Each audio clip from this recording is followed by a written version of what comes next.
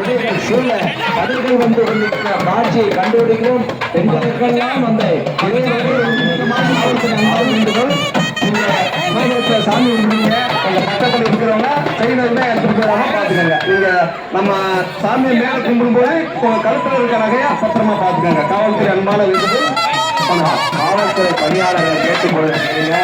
அவரவர்கள் நகைகளை பார்த்துக் கொள்ளுங்க. தயவு செய்து அந்த குண்டானை எடுத்து கருத்தில் சுற்றிக் கொள்ளுங்கள் என்று கேட்டுக்கொள்ளப்படுகிறது.